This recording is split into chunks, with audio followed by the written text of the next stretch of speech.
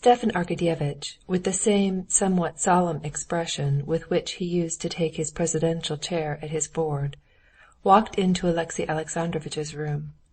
Alexey Alexandrovitch was walking about his room with his hands behind his back, thinking of just what Stepan Arkadyevitch had been discussing with his wife. "I'm not interrupting you?"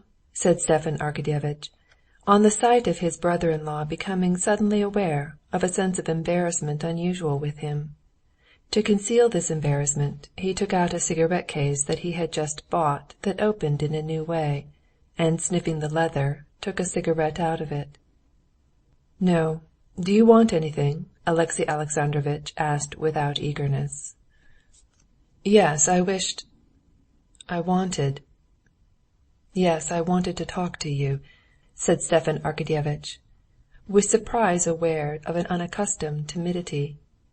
This feeling was so unexpected and so strange that he did not believe it was the voice of conscience telling him that what he was meaning to do was wrong. Stepan Arkadyevitch made an effort and struggled with the timidity that had come over him. "I hope you believe in my love for my sister and my sincere affection and respect for you," he said, reddening. Alexey Alexandrovitch stood still and said nothing, but his face struck Stepan Arkadyevitch by its expression of an unresisting sacrifice. "I wanted to have a little talk with you about my sister and your mutual position," he said, still struggling with an unaccustomed constraint. Alexey Alexandrovitch smiled mournfully, looked at his brother-in-law, and without answering went up to the table, took from it an unfinished letter, and handed it to his brother-in-law. "I think unceasingly of the same thing, and here is what I had begun to write, thinking I could say it better by letter, and that my presence irritates her," he said, as he gave him the letter. Stepan Arkadyevitch took the letter, looked with incredulous surprise at the lusterless eyes fixed so immovably on him, and began to read. "I see that my presence is irksome to you. Painful as it is to me to believe it, I see that it is so, and cannot be otherwise. I don't blame you, and God is my witness that on seeing you at the time of your illness I resolved with my whole heart to forget all that had passed between us and to begin a new life.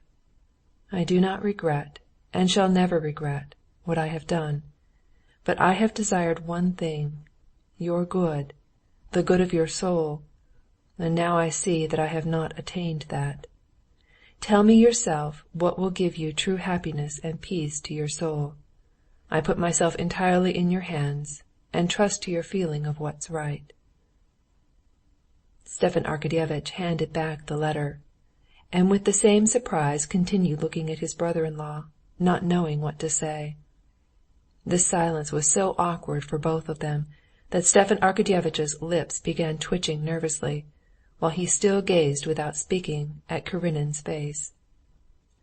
"That's what I wanted to say to her," said Alexey Alexandrovitch, turning away. Yes, said Stepan Arkadyevitch, not able to answer for the tears that were choking him. Yes, I understand you," he broke out at last. "I want to know what she would like," said Alexey Alexandrovitch. "I am afraid she does not understand her own position. She is not a judge," said Stepan Arkadyevitch, recovering himself. "She is crushed, simply crushed by your generosity. If she were to read this letter, she would be incapable of saying anything. She would only hang her head lower than ever." "Yes, but what's to be done in that case? How explain? How find out her wishes?" "If you will allow me to give my opinion, I think it lies with you to point out directly the steps you consider necessary to end the position."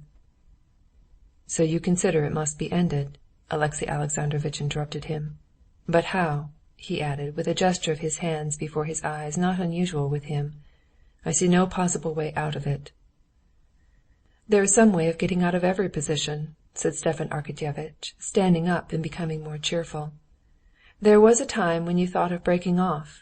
If you are convinced now that you cannot make each other happy—" "Happiness may be variously understood, but suppose that I agree to everything, that I want nothing. What way is there of getting out of our position?" "If you care to know my opinion," said Stepan Arkadyevitch with the same smile of softening, almond oil tenderness with which he had been talking to Anna. His kindly smile was so winning that Alexey Alexandrovitch, feeling his own weakness and unconsciously swayed by it, was ready to believe what Stepan Arkadyevitch was saying. "She will never speak out about it, but one thing is possible, one thing she might desire," he went on. "That is the cessation of your relations and all memories associated with them. To my thinking, in your position, what's essential is the formation of a new attitude to one another, and that can only rest on the basis of freedom on both sides." "Divorce!" Alexey Alexandrovitch interrupted, in a tone of aversion. "Yes, I imagine that divorce—" "Yes, divorce," Stepan Arkadyevitch repeated, reddening. "That is from every point of view the most rational course for married people who find themselves in the position you are in. What can be done if married people find that life is impossible for them together? That may always happen." Alexey Alexandrovitch sighed heavily and closed his eyes. "There's only one point to be considered. Is either of the parties desirous of forming new ties? If not, it is very simple," said Stepan Arkadyevitch, feeling more and more free from constraint. Alexey Alexandrovitch, scowling with emotion, muttered something to himself and made no answer. All that seemed so simple to Stepan Arkadyevitch, Alexey Alexandrovitch had thought over thousands of times, and, so far from being simple, it all seemed to him utterly impossible. Divorce, the details of which he knew by this time, seemed to him now out of the question, because the sense of his own dignity and respect for religion forbade his taking upon himself a fictitious charge of adultery, and still more suffering his wife, pardoned and beloved by him, to be caught in the fact and put to public shame. Divorce appeared to him impossible also on other still more weighty grounds. What would become of his son in case of a divorce? To leave him with his mother was out of the question. The divorced mother would have her own illegitimate family, in which his position as a stepson and his education would not be good. Keep him with him? He knew that would be an act of vengeance on his part, and that he did not want. But apart from this, what more than all made divorce seem impossible to Alexey Alexandrovitch was, that by consenting to a divorce he would be completely ruining Anna. The saying of Darya Alexandrovna at Moscow, that in deciding on a divorce he was thinking of himself and not considering that by this he would be ruining her irrevocably, had sunk into his heart. And connecting this saying with his forgiveness of her, with his devotion to the children, he understood it now in his own way. To consent to a divorce, to give her freedom, meant in his thoughts to take from himself the last tie that bound him to life, the children whom he loved, and to take from her the last prop that stayed her on the path of right, to thrust her down to her ruin. If she were divorced, he knew she would join her life to Vronsky's, and their tie would be an illegitimate and criminal one, since a wife, by the interpretation of the ecclesiastical law, could not marry while her husband was living.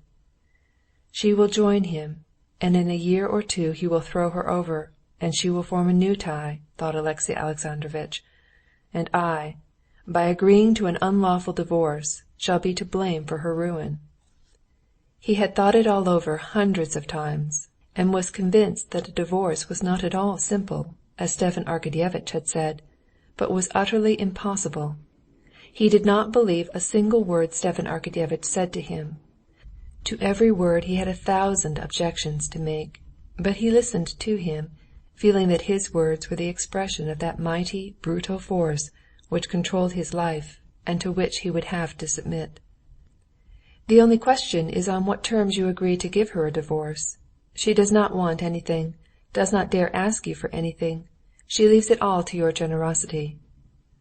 My God, what for?" thought Alexey Alexandrovitch, remembering the details of divorce proceedings in which the husband took the blame on himself, and with just the same gesture with which Vronsky had done the same, he hid his face for shame in his hands. You are distressed, I understand that. But if you think it over, whosoever shall smite thee on thy right cheek, turn to him also the other. And if any man take away thy coat, let him have thy cloak also, thought Alexey Alexandrovitch. Yes, yes, he cried in a shrill voice. I will take the disgrace on myself. I will give up even my son, but wouldn't it be better to let it alone? Still you may do as you like. And turning away so that his brother-in-law could not see him, he sat down on a chair at the window. There was bitterness, there was shame in his heart, but with bitterness and shame he felt joy and emotion at the height of his own meekness. Stepan Arkadyevitch was touched. He was silent for a space. "Alexey Alexandrovitch, believe me, she appreciates your generosity," he said. "But it seems it was the will of God," he added, and as he said it felt how foolish a remark it was, and with difficulty repressed a smile at his own foolishness. Alexey Alexandrovitch would have made some reply, but tears stopped him. "This is an unhappy fatality, and one must accept it as such. I accept the calamity as an accomplished fact, and am doing my best to help both her and you," said Stepan Arkadyevitch. When he went out of his brother-in-law's room he was touched, but that did not prevent him from being glad he had successfully brought the matter to a conclusion, for he felt certain Alexey Alexandrovitch would not go back on his words. To this satisfaction was added the fact that an idea had just struck him for a riddle turning on his successful achievement, that when the affair was over he would ask his wife and most intimate friends. He put this riddle in 2 or 3 different ways. "But I'll work it out better than that," he said to himself with a smile. Chapter 22